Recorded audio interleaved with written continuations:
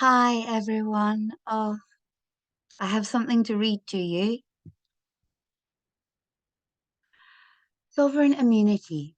So, what is sovereign immunity? According to Wikipedia, which is still my first go-to when I'm newly researching a subject, but I now understand that what I'm reading is a definition as per the condoned perception of the powers that be, and this one is a doozy. You'll like it. Um, Sovereign immunity or crown immunity is a legal doctrine whereby a sovereign or state cannot commit a legal wrong and is immune from civil suit or criminal prosecution. Strictly speaking, in modern texts in its own courts, a similar stronger rule as regards foreign courts is named state immunity.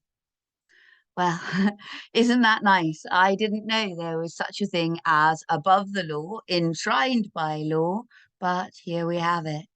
Um, so not only do we exist in a time when pharmaceutical companies can bask in the glory of immunity from prosecution, a stroke of luck indeed, we live in a time when anyone who is in the presence of a British monarch can enjoy immunity from prosecution. Genuinely, Wikipedia says so. As you would expect, there are slightly different mechanisms in each country, notably Australia and the US, which arguably limit the application of this rule because they have a constitution. Um, and I hope to speak to Aman Jabi soon about why this is a misnomer. But anyway, if you look at the UK, where we are lucky enough to be the subjects of the King and Queen of England, you will discover that the monarch is immune from arrest in all cases. Members of the royal household are immune from arrest in civil proceedings. No arrest can be made in the monarch's presence or within the verges of a royal palace. When a royal palace is used as a residence, regardless of whether the monarch is actually living there, judicial process cannot be executed within that palace. So basically, we just need to chase the global cartel to Buckingham Palace for the storming of the Bastille Mark II. Anyone seen my knitting? I came across the concept of sovereign immunity while listening to a talk given by Catherine Austin Fitts, the link for which I'll put in the video description, regarding how this protection is being used by the central bankers to institute CBDCs, the implications of which I will now humbly defer to the words of Augustine Castings, the general manager for the Bank of International Settlements. And I'm quoting now, in cash, for example, we don't know who is using a $100 bill today. We don't know who is using a 1,000 peso bill. A key difference with the CBDC is that central bank will have absolute control on the rules and regulations that will determine the use of that expression of central bank liability. And also, we will have the technology to enforce that. Thank you very much, Augustine Carstens. So, in the words of Catherine Austin Fitts, they set the rules, they can see everything, and they can enforce centrally. So ambiguity is a thing of the predictive programming past.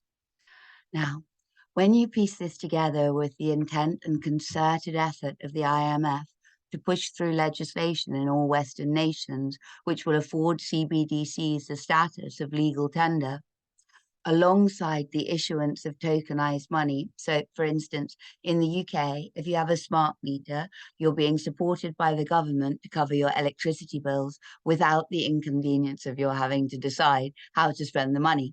They just top up your electricity account monthly.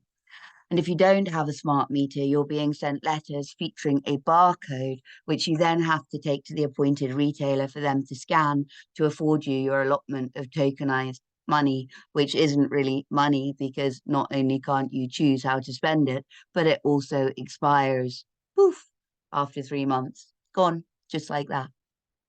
Anyway, if you put together the intent to legislate for CBDCs as legal tender and you add that to the issuance of benevolent funds from a government who has not at all conspired to create a handy energy crisis, you can begin to understand how CBDCs will infiltrate the UK economy.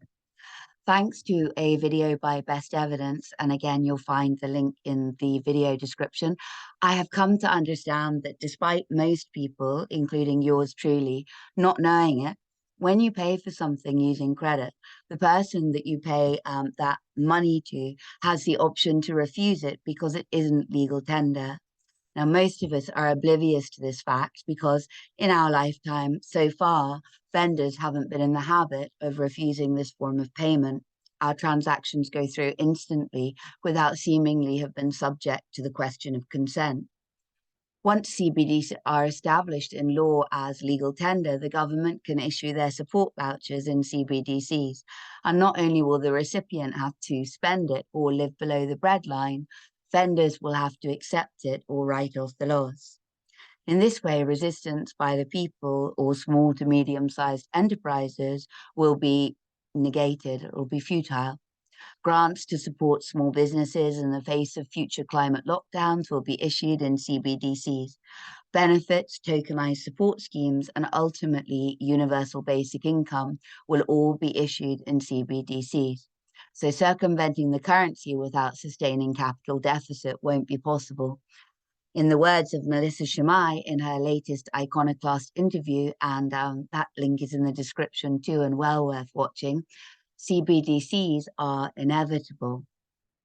So to bring this back around to where I started with sovereign immunity, I think that what it's important for most people to understand, if you're a sharer of information, a warrior of truth, is that this can't be solved by going through our political or judicial systems. The whole means by which we moderate and negotiate well-being in Western countries, the way that we govern is corrupt to the core. And the globalists are quite happy for people to waste their time on the theatre of politics and law because these people are then emasculated. As we've witnessed over the past 2 or 3 years, every legal case, no matter how legitimate, has been stymied. Every politician has allowed smart technology infrastructure to permeate their state, even as it was recently pointed out to me by Aman Jabi, Senator DeSantis in Florida, has done nothing to stop the construction of the digital prison. All of these people are implicated or complicit.